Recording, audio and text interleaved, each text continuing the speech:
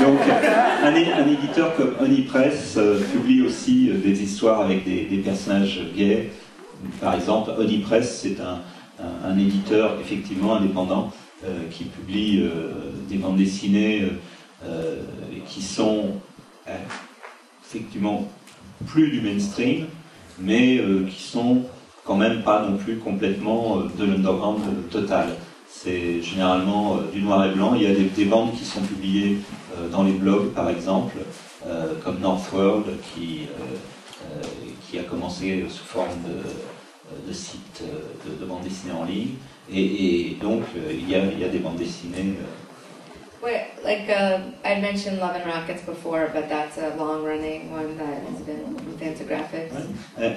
Abby a mentionné Love and Rockets des frères Hernandez, et c'est vrai que c'est une série qui a commencé dans les années 80 avec beaucoup de personnages gays, bi, et d'ailleurs j'aurais dû mentionner, c'est une honte, vous auriez dû me dire. Donc le travail de Jaime et Gilbert Hernandez, il y a beaucoup de personnages de gays et lesbiennes, et ça a commencé dans les années 80, et c'est publié par l'éditeur indépendant Fantagraphics.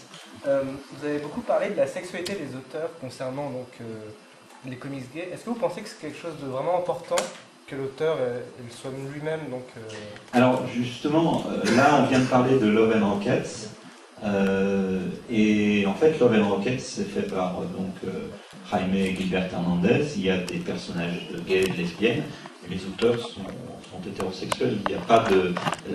en fait, il y a un double aspect dans le travail d'organisation comme Prism. D'une part, la visibilité des auteurs LGBT, mais aussi la visibilité des personnages LGBT. Et a priori, un personnage LGBT peut être créé par un auteur hétérosexuel. Je veux dire, John Byrne, aux dernières nouvelles, est hétéro, c'est lui qui a créé North Star. Il y a toutes sortes de personnages gays qui sont animés par des auteurs hétérosexuels. Et par exemple, on pourrait citer une très bonne bande qui s'appelle The Desert Beach de Donna Barr. Donna est une femme hétérosexuelle et elle anime depuis les années 80 un personnage qui est le frère, le frère cadet gay du maréchal Rommel pendant la Deuxième Guerre mondiale. Et c'est une bande absolument formidable. Mais concernant les comics, donc, comme vous parliez de comics qui ont pour première thématique justement cette homosexualité ou comme première thématique le LGBT, est-ce que vous pensez que c'est mieux justement que l'auteur lui-même fasse partie de cette minorité pour pouvoir... Non, pas vraiment. Là, je viens de vous donner l'exemple avec Donna Barr et Desert Beach. C'est malheureusement pas traduit en français, mais là, pour le coup, c'est une bande qui est vraiment merveilleuse, quoi. Sur le sujet, c'est le sujet principal, le héros est gay, et l'auteur ne l'est pas. Là, on rejoint un peu le travail de gens comme Abby, par exemple, qui dans Tough Love a des personnages gays, et elle-même n'est pas un homme un jeune homme homosexuel. I think it depends on the writer. Some writers can be good writing about action stories, but can't handle, homosexuality realistically. Oui, Tim pense en fait qu'il faut aussi que le scénariste soit bon, puisque certains scénaristes ne pourront pas écrire en fait des histoires avec des personnages gays crédibles. But a good writer can write a good gay story, a good gay character.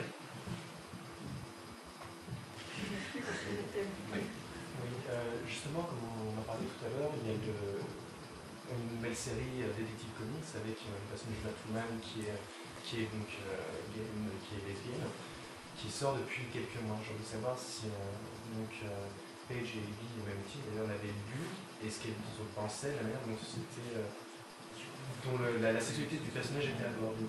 So did Tim or Abby or Paige read the new Batwoman comic, the new Detective Comics with Batwoman? What they think of the way that Batwoman's lesbianism is handled? I haven't read it. I'm sure Tim has read it. I read Catwoman. I haven't read it.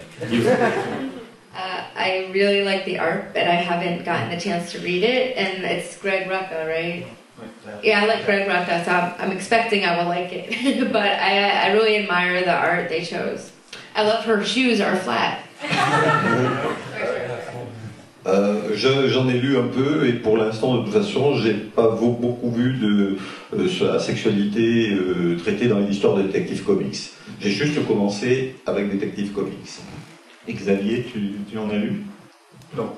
I was just going to say, when that book came out in the States and it got, as Tim said, tons of publicity, I thought that they did it just for publicity. I didn't think they really meant it. Yeah. It's surprising because there was quite a buzz at first when they adopted the character, but the series really started a couple of years after that. Yeah. Non, Ce que disait Paige, en fait, c'est qu'elle pensait qu'en fait c'était plus un coup publicitaire qu'autre chose quand elle a vu en fait tout le flanc qui a été fait autour du fait que Batwoman était une espionne. mais par contre, ce que disait monsieur, c'est que 2 ans après, ils le font toujours, donc... Il l'avait annoncé, Oui. on a dit 2 ans avant de le publier, Mhm. réellement. Oui, mais bon, là maintenant, ça fait quoi ouais, peut-être même un petit peu plus, quand même, non?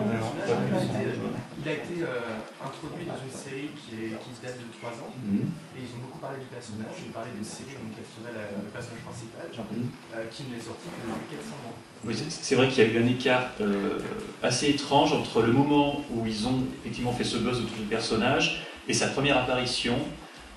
Effectivement, ça a été relativement long. En fait, le buzz a eu le temps de descendre un petit peu. Donc, je ne sais pas s'ils ont changé de plan. Mais je dois dire qu'il y a aussi une autre chose, c'est que il y avait depuis quelques années un personnage gay dans la série Gotham Central, qui est Renée Montoya, et qui est elle aussi devenue une super-héroïne à peu près au même moment que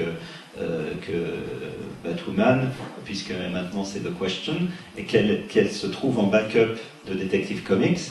Mais évidemment, s'il y a eu aussi beaucoup de buzz, c'est parce que c'est Bat quelque chose. Hein. C'est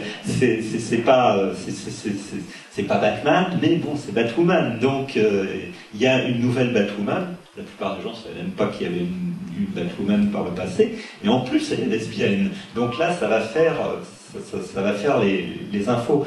C'est-à-dire que il y a aussi la presse et le grand public s'empare de sujets comme par exemple le coming out de North Star quand il y a justement quelque chose d'un peu spectaculaire. Un super-héros fait son coming out. Il y avait déjà des super-héros gays, mais avant 1992, mais on nous dit « Ah, c'est la première fois, c'est la première fois ». Je suis sûr qu'au moment où Batwoman a été lancé, on va nous dire, on nous a dit c'est la première fois qu'il y avait un super-héros. Et donc il y a toujours aussi le retard de la presse grand public par rapport à ça. Donc.